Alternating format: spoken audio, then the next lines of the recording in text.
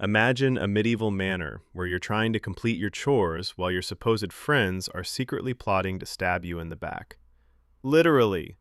Then imagine you can throw anything you find at anyone, activate deadly traps, and even come back as a rat to exact revenge after you die.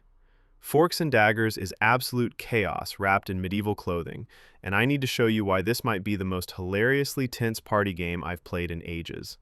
Stick around for this first look, because the mayhem I'm about to show you is something you need to experience. Forks and Daggers is a chaotic medieval social deduction party game for 3 to 10 players, and from the first round I played, I knew this was going to be something special. The premise is deceptively simple. Your servant's in a manor trying to complete various tasks to keep the estate running. Clean the rooms, cook food, gather resources, repair things around the property. Sounds peaceful, right? Except hidden among you are assassins called Daggers, whose goal is to secretly eliminate everyone else and sabotage the manor without getting caught.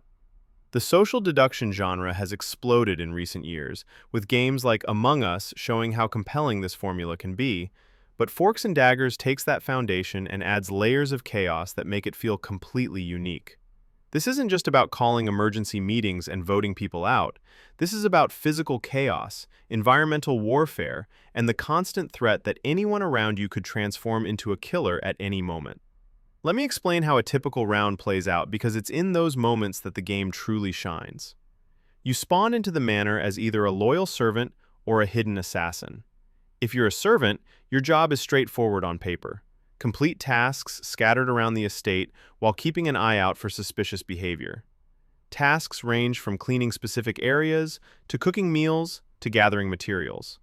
They're simple mini-games that take a few seconds to complete, similar to other social deduction games. But here's where it gets interesting. If you're selected as a dagger, an assassin, you have this incredible ability to transform. You can shift into your assassin form, becoming visibly different and gaining the power to eliminate other players. But here's the risk. While transformed, everyone can see you're a dagger. So you need to be strategic about when and where you transform, ideally doing it when no one's watching or when you're confident you can eliminate witnesses before they escape to tell others. What makes the assassin gameplay so tense is that you're constantly making these risk-reward calculations.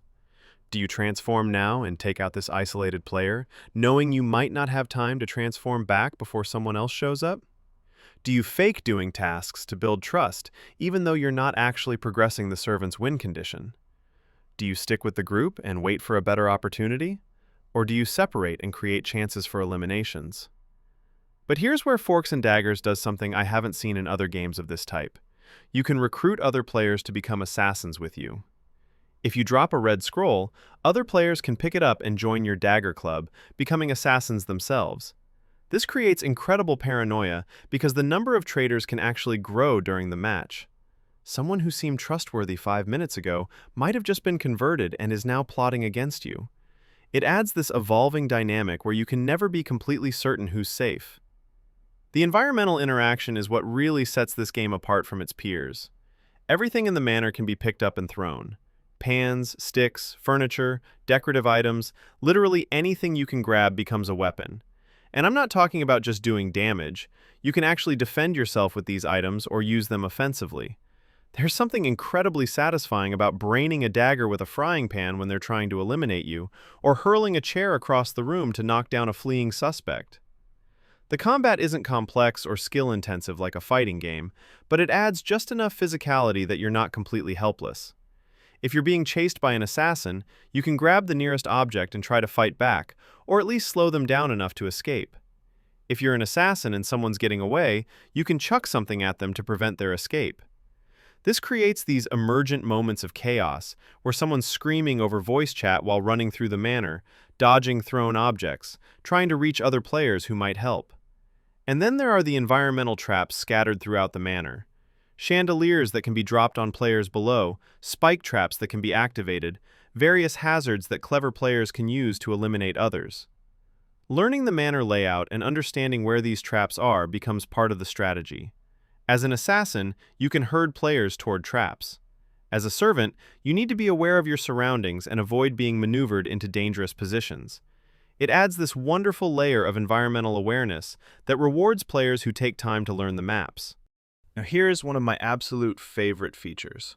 What happens when you die? In most social deduction games, getting eliminated early means you're stuck watching for the rest of the round, which can be boring and frustrating. Not in Forks and Daggers. When you die, you respawn as either a cat or a rat, and you can still influence the game. You can run around causing mischief, maybe helping your former teammates by blocking paths or revealing information, or just creating general chaos. The manor isn't done with you just because you died, and that kept me engaged even when I was eliminated early. The progression system gives you something to work toward beyond just winning individual rounds. As you play, you complete tasks and challenges that unlock new abilities and improvements, making you stronger and more versatile. This meta progression keeps players coming back because there's always something new to unlock or try. Different abilities can dramatically change your playstyle, whether you're focusing on being a better servant or a more effective assassin. Graphically, Forks and Daggers has this colorful, slightly cartoonish medieval aesthetic that works perfectly for the tone. It's not trying to be a realistic medieval simulator. The art style is accessible and charming, with clear visual communication that's crucial when you've got up to 10 players running around creating chaos.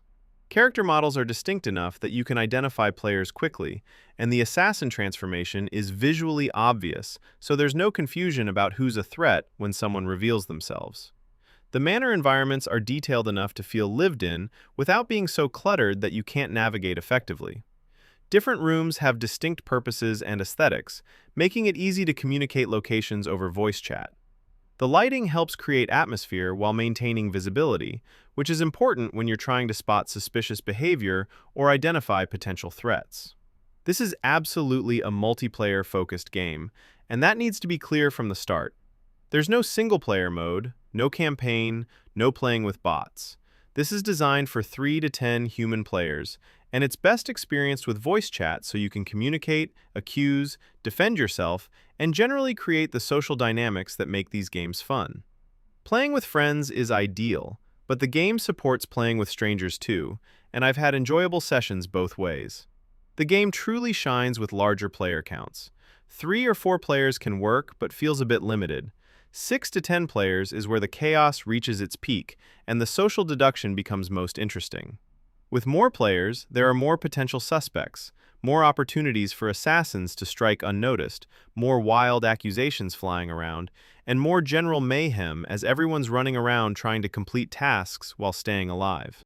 The rounds are relatively quick, usually lasting 10 to 20 minutes depending on how efficiently tasks are completed or how quickly assassins eliminate everyone.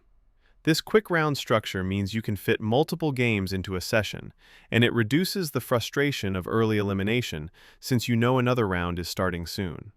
The pace keeps things moving and prevents any single bad round from ruining the entire play session. The balance between servants and assassins feels pretty well tuned. Servants have numbers and the ability to call out suspicious behavior, but assassins have the element of surprise and the ability to convert others. Neither side feels overwhelmingly favored, which is crucial for maintaining tension. You need that sense that either side could win to keep everyone engaged and trying their best. The recruitment mechanic with the red scrolls is brilliant for keeping assassins relevant, even if they're outnumbered or if one gets caught early. It also creates these amazing moments of betrayal where someone you've been working with suddenly transforms and attacks you. The paranoia it creates is delicious. Every interaction has this underlying tension of wondering if you're about to be recruited or if the person you're talking to is already a secret assassin. The post-death gameplay as animals is such a smart design choice. It solves the problem of early elimination being boring, and it adds another layer of chaos and information warfare. Dead players as rats or cats can scout areas, cause distractions, or even help their living teammates in subtle ways. Some of my most memorable moments have been while playing as a rat after death, scurrying around causing problems and influencing the round's outcome. The environmental destruction and physics create emergent comedy gold. Objects flying through the air, players getting knocked around, someone accidentally triggering a trap and eliminating themselves. These unscripted moments of chaos are what make each round feel unique and memorable. You'll have stories to tell after every session about absurd things that happened, and that's the hallmark of a great party game.